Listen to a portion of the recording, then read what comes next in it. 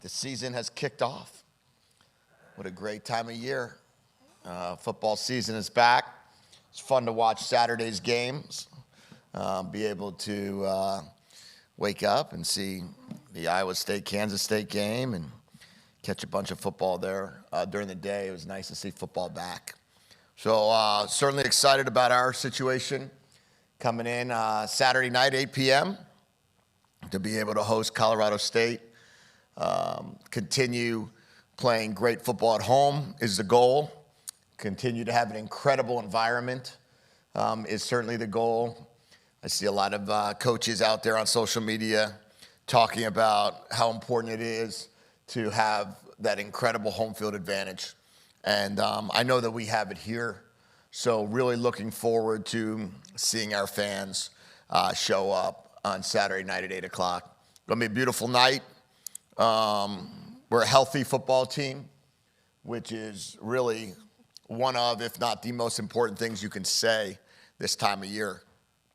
That I'm not sure, other than guys that had season-ending surgery, I do believe that everybody will be available to play on Saturday. That doesn't mean that they will all play, but I do believe that everyone will be available, dressed in uniform, ready to go Saturday. And had a great camp. Our guys played, or I should say our guys practiced extremely well, practiced extremely hard, and are certainly looking forward to an opportunity to play against a different opponent other than themselves. Certainly when you get to camp at this stage of practice, it's certainly that time that you want to be able to compete against somebody other than the guys you've been going against all summer, all fall. We love the fact that we're a quarter system and that our players currently do not have to worry about the academic side of being a college football player for a few weeks, and they can focus in on continuing to get stronger, get faster, get smarter in football, and continue to be football players most of the time. So that's an exciting time. And then, of course, we can't wait to be able to run out of that tunnel together after a lot of hard work. We haven't seen practice for a couple weeks. What did we miss? The same practice, really.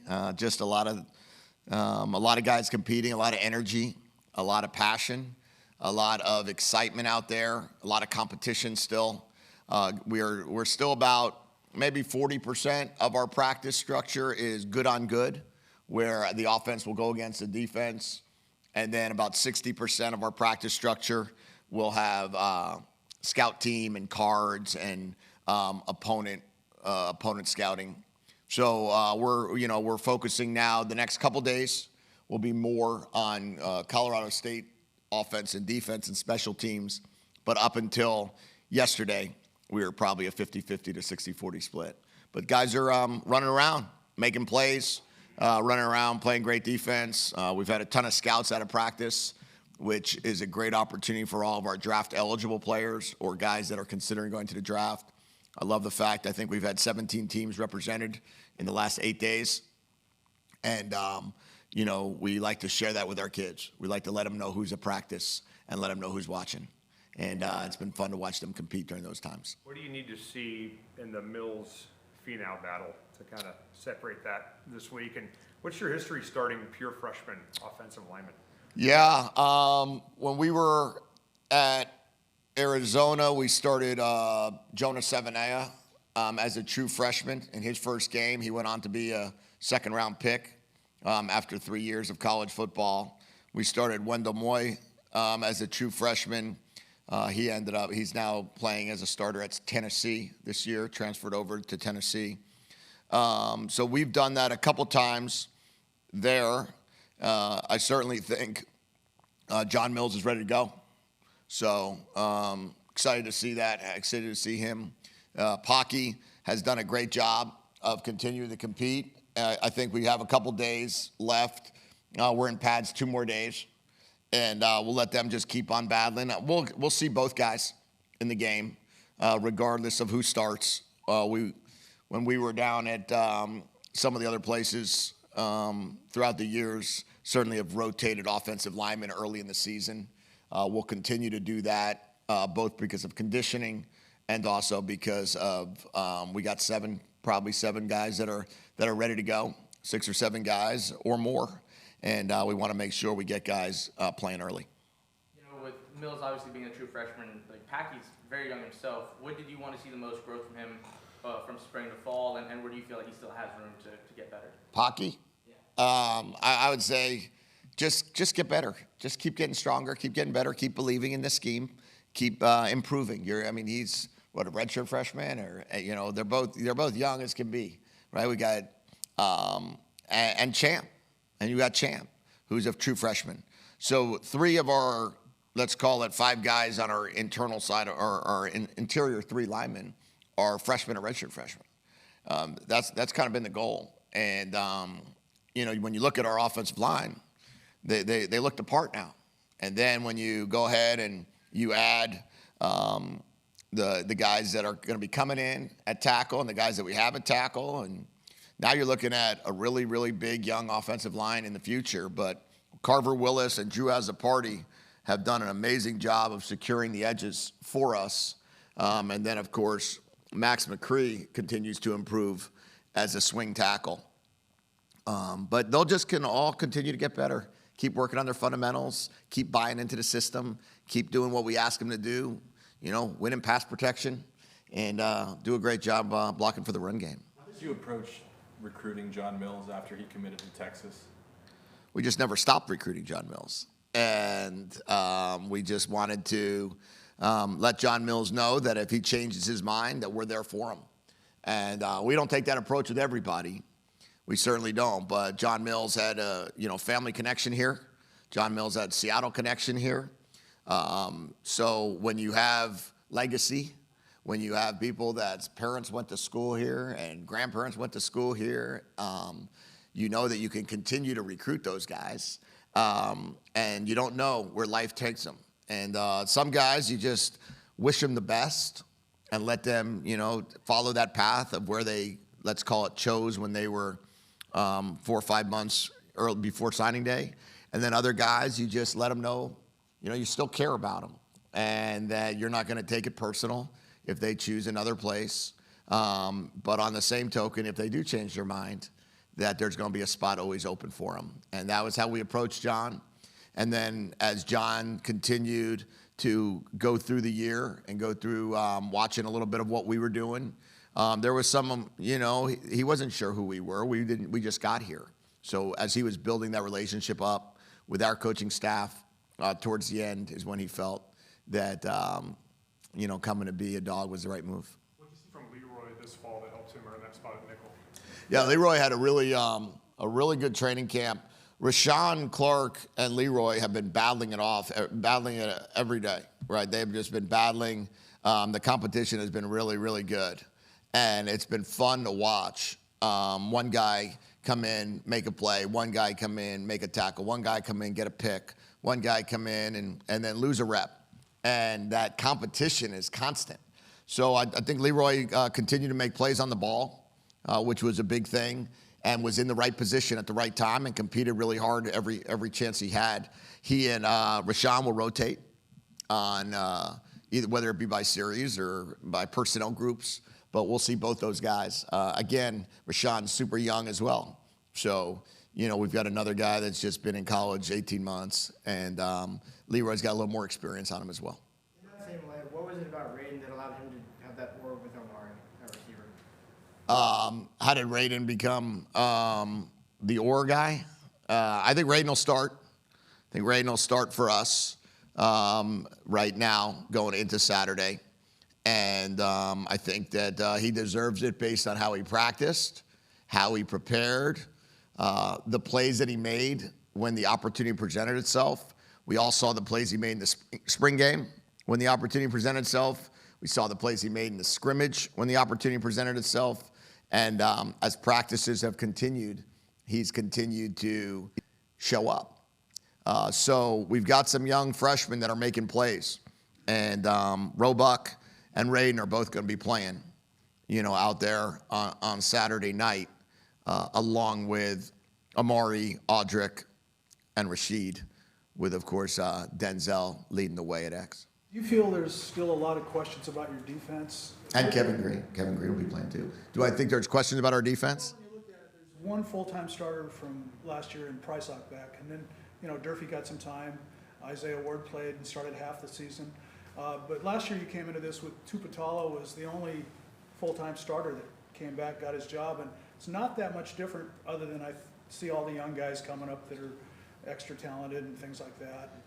I think the biggest difference really for us this year than last year is a lot of the guys that got a lot of reps last year are now playing versus the guys that we had a year ago didn't have a lot of reps on defense that we were asking to play. So maybe Bryce Butler didn't start, or maybe Alenius Davis didn't start every week, but they got a lot of playing time. So now they're going in, and now they're going to be playing more. Jacob Lane might not have started, but he had a lot of playing time. Now Jacob Lane will start. Durfee is healthy, so Durfee should start. Then you look at the guys that we brought in. Buddha is a guy that's a longtime starter at linebacker from Washington State. And then you have Devin Bryant, who did get a lot of playing time. He just didn't start, is now ready to go. And when you look at the corners, you got Prysock and Takario Davis. Takario Davis both those guys were true freshman starters. So I've had Bobo now for 3 years. I've had Efi for 4, going into 4. But those guys have started almost every game that I've coached with them. And then the safeties, Alex McLaughlin, who we brought in, was a FCS All-American and started every game at NAU.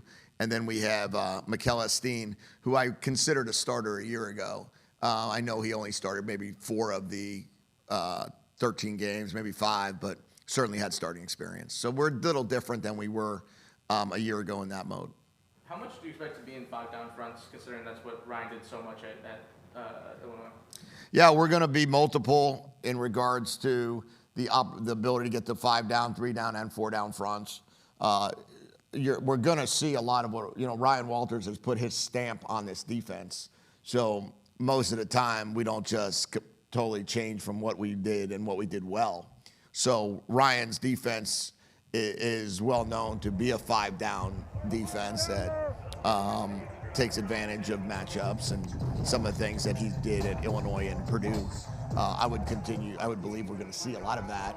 And then as he has grown as a coach, he's added more things in his program, or in his defense. And with that will come a little bit more 4 down and a little bit more odd structure, and then be able to mix and match the pressures along with that. Coach, I know it's a question you fielded throughout the offseason, right? But the idea that, at least from the outside, we see how much different, how much further along things are from last year to now. Now that it's opening week, how does it feel? How much further along do things feel right now? Yeah, well, it feels great. It feels it's an exciting time, man. It's an exciting time of year. And last year, there was such unknowns standing here that first Monday before the first game. I didn't know, what the games were like here. I didn't know what it was like to run out of the tunnel. I didn't know the timelines that we were going to use to see how long the walk was going to be from when the garage door opened to when we ran out. All those things were going through my head. What is it going to be like in terms of the communication? Who's my sideline headset guy if there's a problem? The iPads were the first time we were using them. All of that stuff is gone now. The second part of it is I've coached Demond. Last year I didn't coach Will or Demond before the first game. This past year I've coached Demond every game last year, and 2 of which he started and 2 of which he came in and played the whole second halves. So that's so different. We didn't really know who our offensive line was going to be until middle of training camp. Here we had every one of those guys here all of spring, all of fall. So I would say it's completely different. It's a great feeling when it comes to the comfort level of running out of the tunnel this year. Now we got to go execute. We got to go play. But as a team, we have a lot better understanding of what we need to do. With Jonah, compared to where he was a year ago, we've seen his ability to catch the ball a lot more this year. Has his role changed to where it was a year ago? What's an ideal number of carries for Jonah, and same with Adam? Yeah, last year we were still learning the other running backs in the room. Cam Davis was coming back from an injury. We had other guys that we were trying to work into the equation. We were trying to figure out what everybody did best with Jordan Washington and Jonah and Adam and Cam and Sam. There was other guys in the rotation as well. I think we feel really good, about both Jonah and Adam being our workhorses this year and Jordan having some really good opportunities to go in there and play.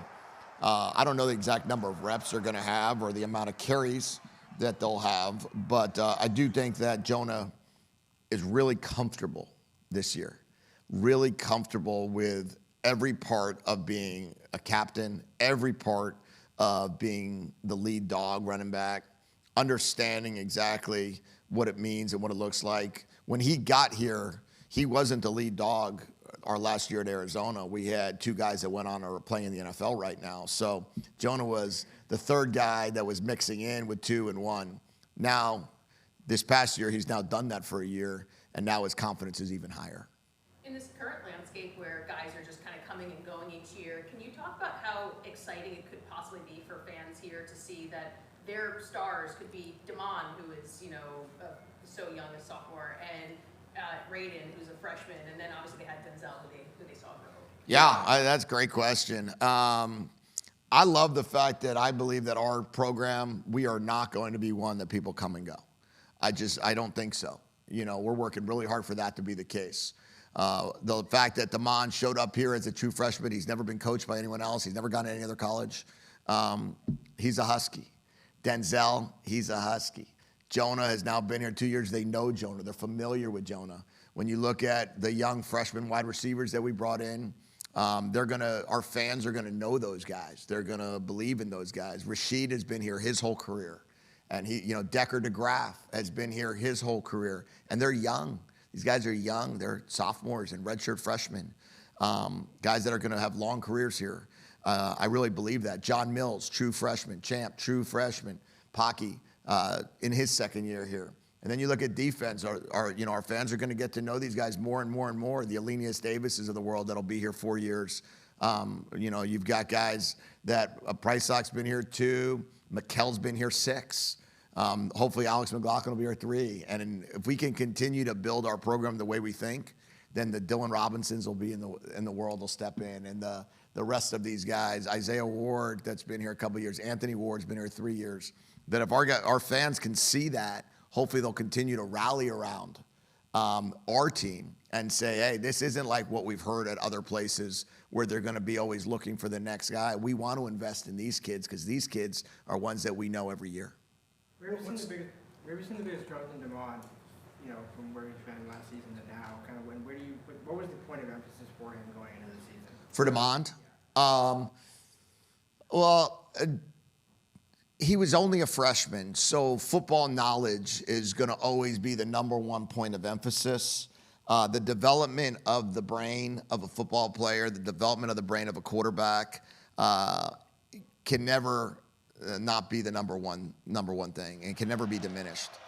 We really have spent a ton of time with D just talking to him about coverages, talking to him about audibles, talking to him about seeing the big picture, making decisions of when to throw the ball away versus taking a sack, when you're out of the pocket, when to say when. And when you have the type of skill that a guy like Damon has, it's a very hard decision to know, should I hang in there a little bit longer and use my feet, or should I just throw it away and live another down and see what it looks like? So we've tried the best we can, give him those live opportunities to see and feel that, and then let him just continue to own this offense. And the more ownership he has, the better he'll play. So